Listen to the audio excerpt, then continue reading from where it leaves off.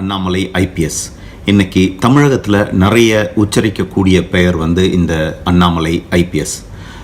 2019 வருஷம் கடைசி வரைக்கும் இந்த அண்ணாமலையை யார் அப்படின்னு தமிழகத்தில் நிறைய பேருக்கு தெரியாது. இவர் 2019 கர்நாடகாவில் இருந்து தன்னுடைய ஐபிஎஸ் பதவியை ராஜினாமா செஞ்சுட்டு கரூரில் விவசாயம் செய்ய ஆரம்பித்து பொது சேவைகள் செய்ய ஆரம்பித்து கல்லூரி மாணவர்களிடையும் நிறைய பள்ளி மாணவர்களிடையும் நிறைய பேச ஆரம்பித்தார். அப்போ தான் இந்த ஐபிஎஸ் அண்ணாமலை அப்படின்ற பெயரும் தெரிய வந்தது, இவருடைய திறமையும் மக்களுக்கு தெரிய வந்தது. இந்த அண்ணாமலை ஐபிஎஸ் இப்போது தமிழகத்தில் இளைஞர்களை ஈர்க்கக்கூடிய ஒரு பெரிய சக்தியாக உருவெடுத்து வந்துட்டுருக்கிறாரு. இவர் நன்கு படித்தவர். இவரோட படிப்பு திறமையினால் நம்மளுடைய குடியரசுத் தலைவர் முன்னாடி குடியரசுத் தலைவர் மாளிகையில் உரையாற்றக்கூடிய ஒரு பெரிய பாக்கியத்தை பெற்றிருக்கிறார். இந்த வருஷம் கர்நாடகாவில் குடியரசு தினத்தன்னைக்கு 33,000 கல்லூரி பள்ளி மாணவர்களுக்கு முன்னாடி அவர் உரையாற்றி இருக்கிறார்.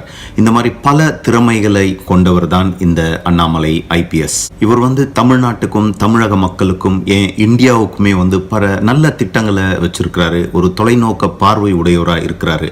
இது நம்ம இவரோட பேச்சிலிருந்து நம்ம பார்க்க முடியுது. அண்ணாமலையின் பேச்சும் திட்டங்களும் பார்த்திங்கன்னா இன்றைக்கி தமிழக மக்களிடத்தில் நிறைய வரவேற்பு பெற்றிருக்குது. மக்கள் ஈர்க்கப்படுறாங்க. குறிப்பாக இளைஞர்கள் இவரோட பேச்சிலிருந்து நிறைய ஒரு நல்ல ஒரு பயனடையக்கூடிய ஒரு பேச்சு திறமை இருக்குது. அந்த பேச்சால் நிறைய இளைஞர்கள் ஈர்க்கப்படுறாங்க. வளர்ந்த ஒரு நாடுனா எப்படி இருக்கணும் அப்படின்னு, இந்த வளர்ந்த நாடு எப்படி வந்துச்சுனாங்க, நல்லா படித்தவங்க நாட்டை வளர்த்துறதுக்கு உதவி செஞ்சிருச்சு. இப்போ இந்தியாவில் நம்ம வளரும் நாடுன்னு சொல்லிக்கிட்டே இருக்கோம். அப்துல் கலாம் 15 வருஷத்துக்கு முன்னாடி சொன்னார் 2020 இந்தியா வல்லரசு ஆகணும். உலகம் எங்கள் உலகம் மாதிரி கிடையாது. உங்கள் உலகம் பயங்கரமான ஒரு பரந்த உலகம், விஸ்தாரமான ஒரு உலகம். ரிஸ்க் எடுக்கணும். நீங்கள் தயவு செஞ்சு வேலை கிடச்சிருச்சு. பெங்களூர் போனேன், இன்ஃபோசிஸில் சேர்ந்தேன், இஎம்ஐயில் ஃப்ளாட் வாங்கினேன், நல்ல பெண்ணாக நல்ல ஆணாக பார்த்து கல்யாணம் பண்ணிக்கிட்டேன், செட்டில் ஆகிட்டேன், இஎம்ஐயில் லோன் கட்டிகிட்டு இருக்கேன். ஊரில் நோம்பி இருக்கும்போது ஒரு 10 லட்ச ரூபா காரில் பந்தாவாக இறங்கினேன், 4 பேர்த்துக்கு வணக்கம் போட்டேன், நானும் படிச்சுட்டேன், நானும் வந்துட்டேன்னு தயவு செஞ்சு இருக்காதீங்க. அதில் எந்த பிரயோஜனம் கிடையாது. செஸ்ஸில் பார்த்தீங்கன்னா ஒரு பாக்ஸ்குள்ளே சிப்பாய் அதே பாக்ஸ்குள்ளே தான் போகிறான், ராணி அதே பாக்ஸ்குள்ளே தான் போகிறாங்க, ராஜாவும் அதே பாக்ஸ்குள்ளே தான் போகிறாங்க. உங்கள் எல்லாத்துக்கிட்டையுமே ஹியூமிலிட்டி இருக்கட்டும், தன்னடக்கம் இருக்கட்டும். நீங்கள் எல்லோரும் கூட இப்போ இருக்கிற யங்கர் ஜென்ரேஷன் நம்ம எல்லோரும் கொஞ்சம் தன்னடக்கம் கொஞ்சம் ரொம்ப குறைவாக இருக்குது. இது நான் பார்த்தது, போலீஸாக இருந்து பார்த்தது, நிறைய விஷயங்கள் பார்க்குறோம். கொஞ்சம் பணம் சம்பாரிச்சோடனே அந்த பெருமை அப்படிங்கிறது நமக்கு வந்துடுது. தயவு செஞ்சு நீங்கள் யாரும் அதுக்குள்ளே போகக்கூடாது. தன்னடக்கம் இருக்க உங்களுக்கு தம்மான்னு சொல்லுவோம். புத்தா அவர் தம்மான்னு சொல்கிறார், யூனிவர்சல் ஆஃப் நேச்சர். நேச்சரே உங்களுக்கு ஹெல்ப் பண்ணும் இன்னும் மேலே போகிறதுக்கு. மேலே போனதுக்கப்புறம் தன்னடக்கம் இருக்கா, உங்களுக்கு நேச்சரே ஹெல்ப் பண்ணி இன்னும் மேலே புஷ் பண்ணும். இன்னும் தன்னடக்கம் இருக்கா, மேலே மேலே போவீங்க. ஸோ இதையும் தயவு செஞ்சு கற்றுக்குங்க, ரிஸ்க் எடுங்க. 2030 இப்போ இருந்து 11 வருஷம் கழிச்சு அன்னைக்கு நீங்கள் இந்தியாவை யோசிச்சு பார்த்தீங்கன்னா இப்போ இது $2.7 ட்ரில்லியன் எக்கானமிங்க. இது ஒரு கேஷாக சொல்லணும் அப்படின்னா 40 லட்சம் கோடி நம்மளோட பொருளாதார வளர்ச்சி. இப்போ இந்தியாவில் 2030 நாம் இந்தியாவோட பொருளாதாரம் இது கம்பேர் பண்ணும்போது 4 மடங்கு இருக்குங்க. 4 டைம்ஸ் இருக்க போகுது. நீங்கள் வேணும்னு சொல்லுங்கள், வேண்டான்னு சொல்லுங்கள், அது நடந்தே தீரும். அதில் நீங்கள் வேல்யூ கிரியேட் பண்ண முடியுமா அப்படிங்கிறது தான் உங்கள் சிந்தனையாக இருக்கும். தயவு செஞ்சு நாம் பழம்பெருமைகளை பேசிக்கிட்டு எங்கள் அப்பா அப்படி, எங்கள் ஊர் அப்படி, எங்கள் தாத்தா அப்படி, எங்கள் ஊர் அப்படின்னு நம்ம இருக்கக்கூடாது. புது இந்தியாவில் நீங்களும் சேர்ந்துக்கணும் அப்படின்னா சில விஷயத்தை விடணும். அதனால தான் நானும் போலீஸ் சர்வீஸை விட்டேங்க. எனக்கு அது புது இந்தியா மேலே பெரிய ஒரு நம்பிக்கை இருக்குது. என் டார்கெட்டே நெக்ஸ்ட் 15 வருஷம். இப்போ நம்முடைய பேச்சுக்கள் அனைத்தும் மாநில அரசியலை பற்றி பேசுகிறார், இந்திய அரசியலை பற்றி பேசுகிறார், உலக அரசியலை பற்றி பேசுகிறார், இந்திய பொருளாதாரத்தை பற்றி பேசுகிறார், உலக பொருளாதாரத்தை பற்றி பேசுகிறார். ஸோ இது எல்லாமே இவர் ஒரு நல்ல ஒரு அறிவு திறமை உடைய ஒரு இளைய தலைவர் என்பதற்கான ஒரு எடுத்துக்காட்டாக இருக்குது. இதை எல்லாரும் நம்மளால் பார்க்க முடியுது. மைண்ட் செட் சேஞ்ச் பண்ணுறதுக்கு 18 வயசுலேருந்து 22 வயசு இருக்கிற பசங்கிட்ட நம்ம வேலை செய்யணும். நாம வாழ்ற வாழ்க்கை இந்த 50 வருஷம் கழிச்சு இந்த மாதிரி ஒரு வாழ்க்கை இருக்குமா அப்படிங்கிறனா அது டவுட்டுங்க. கொரோனா வைரஸ் ஜஸ்ட் ஒரு டெய்லர் தாங்க. விச் மீன்ஸ் நம்ம வாழ்க்கை முறையை நாம கொஞ்சம் மாற்றி அமைக்க வேண்டிய ஒரு நிர்பந்தத்தில் நம்ம இருக்கிறோங்க. இப்போ நான் ஏன் என்னோட வேலையை விட்டுட்டு வந்தேன். வேலையை வர்றது பெருசு இல்லை. நீங்களும் நிறைய பேர் வேலையை விட்டுருக்கீங்க. புதுசாக நான் எதுவும் பண்ணலீங்க. நீங்களும் வேலையை விட்டுட்டு வேற வேலையை செய்கிறீங்க. வேலையை வர்றதுங்கிறது பெரிய விஷயம் கிடையாது. நான் எதுக்கு வேலையை விட்டேன் அப்படின்னாங்க, 9.5 வருஷம் வேலை செஞ்சுட்டோம். கிட்டத்தட்ட ஒரு 370 மர்டர்ஸ் பார்த்துட்டேன், கொலைகள் பார்த்துருக்கேன். ஒரு 600க்கு மேலே ரேப் பார்த்துருக்குறேங்க. 10,000 பேருக்கு மேலே ஆக்சிடென்ட்ல இறந்து போனதை பார்த்துருக்கேன். நிறைய விஷயங்கள் பார்த்துருக்கேன். பார்க்கக்கூடியாத விஷயங்களை பார்த்துருக்கேன், செய்யக்கூடியாத விஷயங்கள் செஞ்சுருக்கேன். 9.5 வருஷத்துல என் தர்மம் அது பண்ணியாச்சுங்க அது. பட் ஒரு காலகட்டத்தில் நீங்கள் உங்கள் லைஃப்பை, ஒரு 35 வயசு உங்கள் லைஃப் எப்படி இருக்குன்னு பார்த்தீங்கன்னா, இதே இந்தியாவில் இதே வேலையை இன்னும் 25 வருஷத்துக்கு செய்யணுமா, இல்லை நாமளும் வந்து ஒரு சின்ன தூணா வந்து சில மாற்றங்கள் கொண்டு வர்றதுக்கு ஒரு லீடர்ஷிப்போ ஒரு கோஆர்டினேஷனோ அந்த மாதிரி பண்ணணுமா அப்படின்னு. இப்போ தமிழ்நாடு பார்த்தீங்கன்னா, போன வருஷம் டாஸ்மாக் கடையில் சர்க்காரத்துக்கு வந்த, கவர்மெண்ட்டுக்கு வந்த வருமானம் பார்த்தீங்கன்னா 33,000 கோடி ரூபாய். இது வந்து நம்ம கவர்மெண்ட்ல வர்ற வருமானத்தில் 5ல் 1 பங்கு வந்து மதுலிருந்து வருதுங்க, நம்ம குடிக்கிற குடியிலிருந்து வருது. எல்லா கலெக்டருக்கும் மாசம் மாசம் ரிவ்யூ மீட்டிங் போடுறோம். என்னப்பா கரூர்ல இந்த மாசம் மது கொஞ்சம் கம்மியாக சேல் ஆகிட்டு இருக்கே, கொஞ்சம் ஜாஸ்தி பண்ண கலெக்டர்னு சொல்லிட்டு ரெவென்யூ மினிஸ்டர் மீட்டிங் போடுவார். கலெக்டரோட பெர்ஃபார்மன்ஸ் வந்து மெஷர் பண்ணுவாங்க. இது வந்து எல்லா ஸ்டேட்லையுமே நடக்கிறது. சமுதாய பிரச்சனையை சால்வ் பண்ணுறதுக்கு நாமே உந்துதலாக இருக்கக்கூடாது, அது ஒரு காரணம். மது பிரச்சனையை வந்து கை வைக்கணும். இப்போ நிறைய பேர் கேட்குறாங்க, பாலிடிக்ஸ் போவீங்களா, பாலிடிக்ஸ் ஏன் போகக்கூடாது அப்படின்னு சொல்லிட்டு.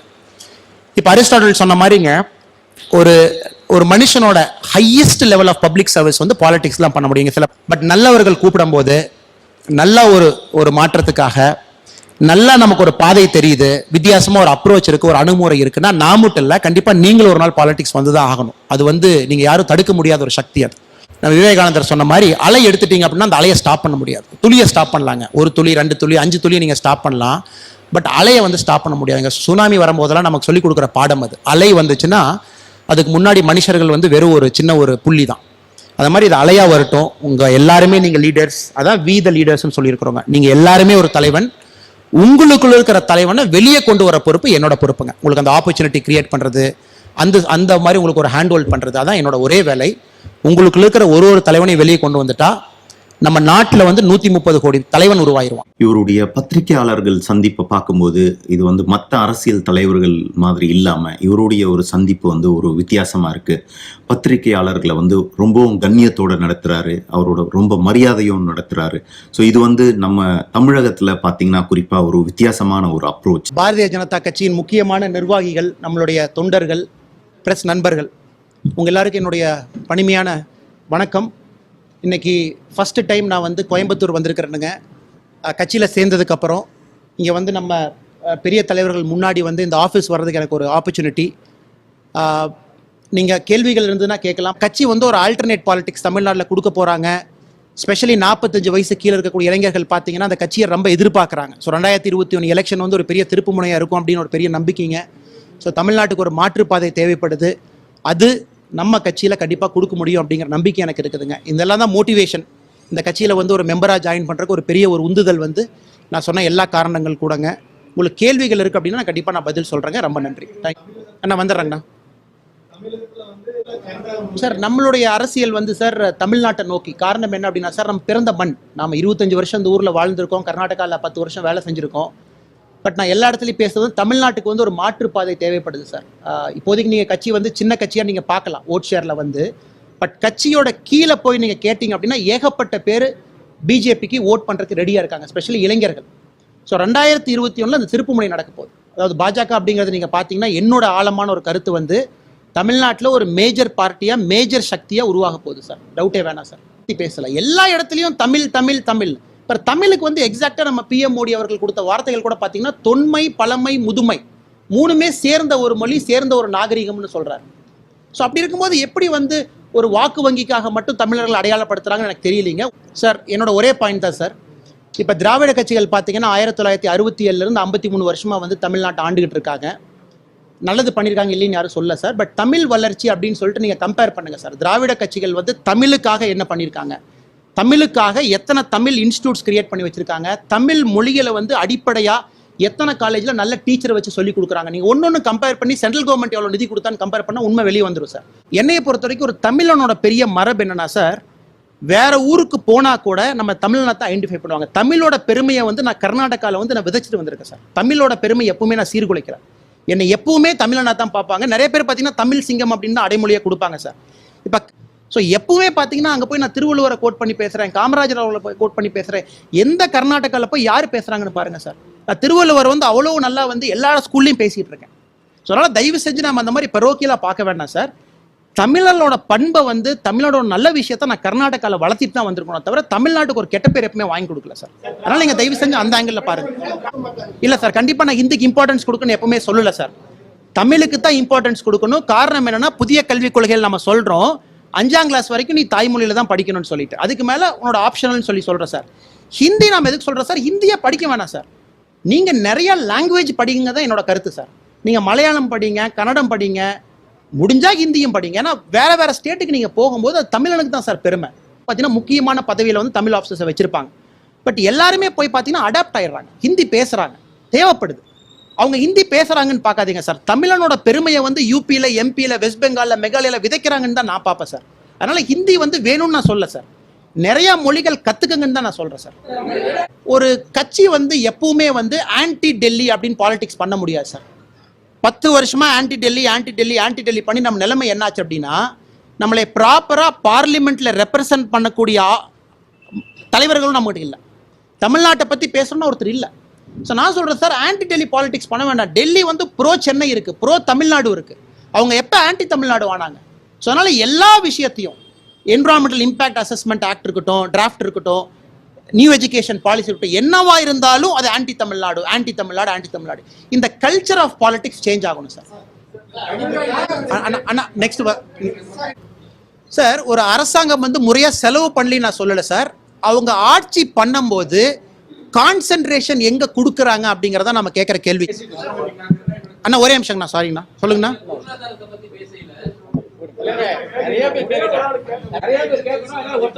இல்லைங்க, அதாவது தமிழ்நாடு கவர்மெண்ட் அப்படின்னு நான் சொல்ல வர்றது sir, over a point of time இந்த மாதிரி பாலிடிக்ஸ் பண்ணா நம்ம ஜெயிச்சுக்குவோம் அப்படிங்கிற ஒரு காலகட்டத்தில் பாலிடிக்ஸ் நடந்துட்டு இருக்கு. அது வந்து பாரதிய ஜனதா கட்சி வந்து கண்டிப்பா மாத்தும் அப்படின்னு தான் நான் சொல்ல வரேன் சார். ஒரு புது பாதை, ஒரு புது ரத்தம், ஒரு புது எழுச்சி வேணும் சார். தமிழ்நாடு பொறுத்த வரைக்கும் கிரேட் ஸ்டேட், டவுட்டே இல்லை.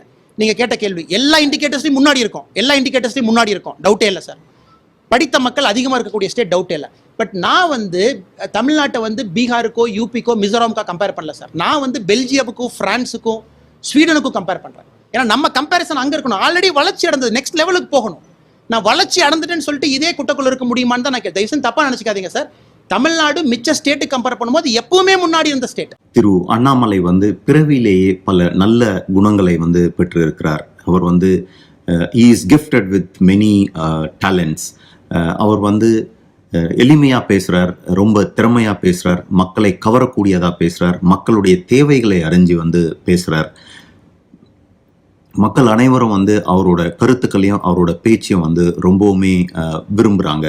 அவர் வந்து நம்ம எல்லாரையும் வந்து ஒரு பெருமை மிக்க தமிழர்கள் அப்படின்றத நம்மளுக்கு புரிய வைக்கிறார். நம்ம எல்லாருமே வந்து தைரியமான இந்தியர்கள் அப்படின்றதையும் புரிய வச்சிருக்கிறாரு. Good to be here with this young, eager audience of Dayanand Sagar College of Engineering. It's a privilege to be here among all the great achievers you have done. So today I thought it's a good idea to come before you and to share some experience from a force that I represent. Normally my force, the Indian Police Service, or the Indian Police, is generally known for its inaction, sometimes for its action, but most of the time for not acting on time. We don't hit the sweet spot correctly. Most of you blame. In fact, one of the participants, when I was walking in, she was telling me, I hate police generally, but you are an exception. I said, no, you're telling me only because I'm here. Before getting into that, so two things I have to talk to you in detail. Only then we can put things in proper place. This perception the Indian police have got is something that all of us are trying our best to come out of it. Normally you go to a movie, you see the bad fellow is always a cop, maybe a pot-bellied cop. That is the kind of character the movie always plays. Before coming to the service, whenever I see a fat cop, I get very angry. I say, oh look, this fellow must have taken a lot of money, he must be a corrupt fellow. That is why his belly is very fat. So after getting into the service and working for about 7-8 years, then I understood the simple rule. This person is fat because he gets up at 5 o'clock in the morning, leaves his home at 6 o'clock, reaches the police station at 7:30, starts his daily duty at 8 o'clock, attends God knows how many work he has to attend per day. He has to manage traffic, he has to catch a criminal, he has to go to a court, he has to attend the VVIP bandobas in the hot sun and in the pouring rain. By the time day closes at 10 o'clock, he reaches home at 11. The whole family is slept. So many cops keep complaining. I never saw my son or daughter growing in front of me. He eats at unhealthy times. Breakfast at 11 o'clock, lunch at 3:30, dinner at 11:30 in the night. You do this for a month, then you will know how the pot belly automatically comes on you. Because the society puts so much responsibility on them. That was some responsibility which he cannot meet in the first place. So naturally, in fact, this perception, it took about 7 years to understand. The reason all of you say police is corrupt, because that is a myth that is built into the whole system. That myth gets reinforced every time you go to a movie, every time you see a paper, every time you hear your friends talking about cop. So this is the perception I want to set before I get into my talk. But why was I forced to act? Because the public chose not to act. Again, they say there is another video of you in the YouTube, in the Facebook, in the other social media, where on the pouring rain that you are there doing a service. No, I get paid for it. Every month I get my salary, and I'm supposed to do that because I'm a public servant. I've taken an oath on the national flag. But why were we supposed to go, maybe as a district head in the pouring rain, to go and save the situation? 5,000 vehicles stuck in a ghat because the ghat has, some mud has come in, it is blocked. Nobody wants to get out of the car. For the simple fact, if they get out, they get drenched. The public chose not to act, so we are forced to act. Generally, a public servant, if you look at it, most of the time we are forced to act because the public chooses not to act. If you look at the data, if you slightly analyze why crimes are increasing, our country registers about 30 lakh crime per year. That is the Indian Penal Code major crime. If you subdivide and analyze it, there are only certain crimes that is increasing. Murder is down, robbery is down, dacoity is down, all the important crimes are down. But what are the crimes that is increasing? Rioting. Rioting is a very serious crime. A group of people in the name of an organization, in the name of a political party, they decide to take law in their own hands, come out, create ruckus in the public area, destroy private property. It is very tough to control. Rioting is growing at double digit every year.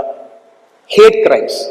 I don't like you because your skin color is different, you come from a different part of India, you speak a language I don't understand, you pray to God in a different way, I don't pray to God in the same way, over which we keep fighting. We call that as hate crimes. Again, this is increasing, the past 10 years, past 12 years. But the point of the matter is, in educated society, the more it is getting educated, it is supposed to progress. The crimes are supposed to come down. Especially this kind of crimes are supposed to come down. Unfortunately, it is not happening. In fact, the greatest of the American presidents, Abraham Lincoln, if you look at the history slightly behind, maybe 1861, 1862, when the Civil War was out there, if you look at the American papers of that time, everybody criticized the president for not acting. They said, you are too slow, you are not sending the forces faster to the southern part of America, you are not changing your general, you are fighting a losing war. These are the kind of paper headlines New York Times, Washington Post had long time back. Later, if you analyze Abraham Lincoln's history now as a president, we are unanimous in telling him he is the greatest of presidents, because many a time Mr. Lincoln knew when to act, when not to act. There are many issues which dies of its own. When we act, we complicate it, it goes slightly beyond control, and we need to put too much effort to control it. The Arab rebellion, it started because one fellow chose to commit a self-immolation in Tunisia. He said, my government is corrupt, I am going to commit a suicide. Yes, but look at the spark it generated. It just went about 7-10 countries it went. Only because Twitter was active, certain social media was active, citizens chose to act instead of waiting for anybody to come. That is my only hope and wish. A public servant is always a backroom boy. He is not supposed to come out. If he comes out, if his video comes out, is seeing in action, which means those are all preventable causes. Maybe it is not prevented, he is supposed to come out. So this younger generation, amazing generation, fantastic generation. I'm meaning this because you are the very few fortunate people in this country's history. You are at the right time in India's right progress. Maybe if you are 30 years before, you must be in the age-old state control times. All we are searching for an RBI job, searching for a police job. Maybe if you are 50 years later, we might be in the same Japanese model, old people. Maybe the economy is not doing that great. You are right then in the best of times. Very few people had this opportunity. It is an opportunity for you to control the space you live in. Make sure your public service works to your best, to your optimum level. And I hope and pray this generation who is here will do that, will achieve that, and make sure you stand hands with us. We will act. But many a time you blame us for inaction because by the time we come there, things are beyond our control. It has achieved a momentum of its own. So act when you're required to act so that the public servant is forced not to act for the whole greater benefit of the society. I wish you the very best and may God be with you, whatever you want to do in life. Thank you so much. Thank you. Thiru Annamalai அவர்கள் ஒரு திறமையான, ஒரு படித்த இளைஞர், ஒரு நல்ல ஒரு தலைவர் என்பதை அவருடைய பேச்சிலிருந்து நம்மளால் பார்க்க முடியுது. இவர் நம்முடைய இளைஞர்கள் எல்லாருக்கும் ஒரு முன்னோடியாக இருப்பார். தமிழக வளர்ச்சிக்கு ஒரு நல்ல தலைவராக இருப்பார். தமிழகத்தின் எதிர்பார்ப்புக்கும் தமிழக மக்களுடைய எதிர்பார்ப்பையும் பூர்த்தி செய்யக்கூடிய ஒரு நல்ல தலைவராக இருப்பார் என்பதை நம்மால் உணர முடிகிறது.